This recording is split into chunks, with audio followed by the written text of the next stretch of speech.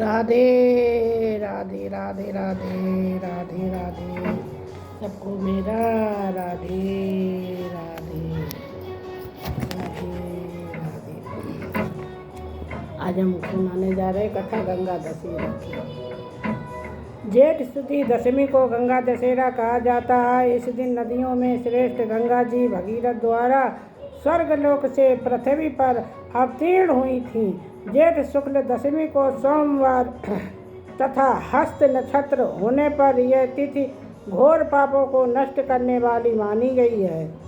हस्त नक्षत्र में बुधवार के दिन गंगा अवतरण हुआ था, इसलिए यह तिथि अधिक महत्वपूर्ण है। इस तिथि में स्नान दान तर्पण से 10 पापों का विनाश होता है, इसलिए इसका नाम दशहरा पड़ गया है।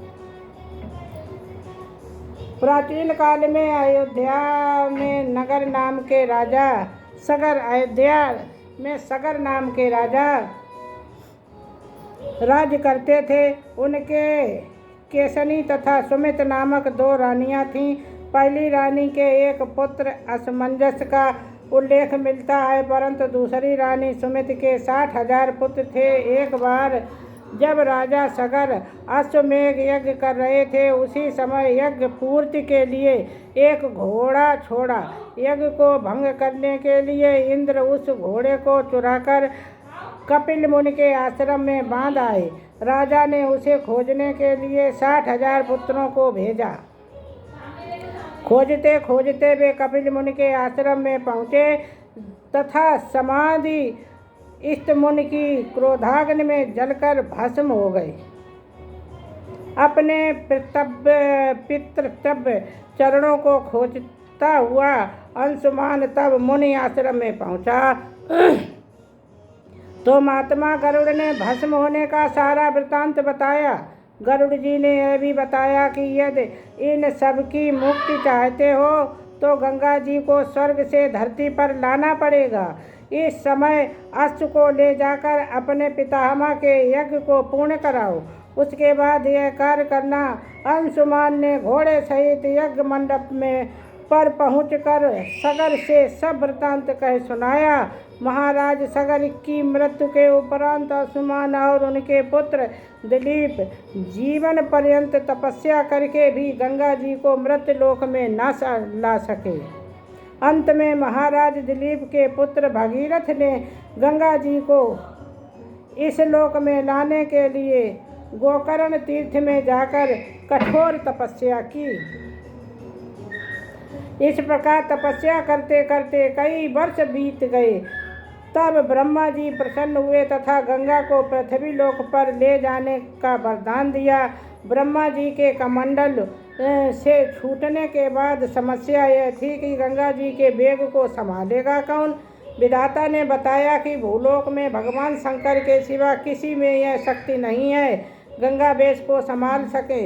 इस आदेशानुसार भागीरथ को फिर एक अंगूठे के बल खड़ा होकर भगवान शंकर की आराधना करनी पड़ी। शिव जी प्रसन्न हुए तथा गंगा को धारण करने के लिए जटा फैलाकर तैयार हो गए। गंगा जी देवलोक में छोड़ी गईं और शंकर के जटा में गिरती ही विलीन हो गईं। गंगा जी को ऐसा अहंकार था कि मैं शंकर की जटाओं को भेद कर रसातल में चली जाऊंगी।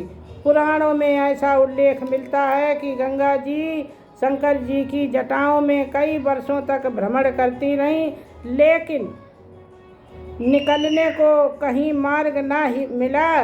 भगीरथ के पुनः अनुनय विनय करने पर नंदीश्वर ने प्रसन्न होकर हिमालय में ब्रह्मा जी द्वारा निर्मित बिंदुसार सर में गंगा को छोड़ा। उस समय इनकी 7 धाराएं हो गईं। आगे आगे भगीरथ दिव्य रथ चल रहे थे, पीछे 7वीं धारा गंगा की। धरातल पर गंगा जी के आते ही हाहाकार मच गया। जिस रास्ते में गंगा जी जा रही थीं उसी मार्ग में ऋषिराज ज्योन का आश्रम तथा तपस्या स्थल पड़ता था। तपस्या आदि में विघ्न समझकर वे गंगा जी को पी गए। फिर देवताओं की प्रशंसा तथा प्रार्थना करने पर उन्हें पुनः जांग से निकाल दिया। तभी से यह जंगनपुत्री यह जाह्नवी कहलाई। इस प्रकार अनेक स्थलों पर तरन तारण करती जाह्नवी ने कपिल मुनि के आश्रम में पहुंचकर सगर के 60,000 पुत्रों के भस्मावेश को तार कर मुक्त किया। उसी समय ब्रह्मा जी ने प्रकट होकर भगीरथ के कठिन तप तथा सगर के 60,000 पुत्रों के अमर होने का वर दिया। तदंतर ये घोषित किया कि तुम्हारे ही नाम पर गंगा जी का नाम भगीरथ ही होगा। अब तुम अयोध्या में जाकर राजकाज संभालो।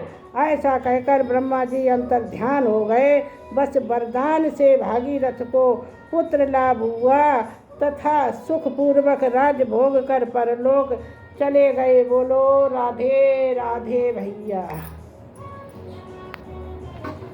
राधे राधे।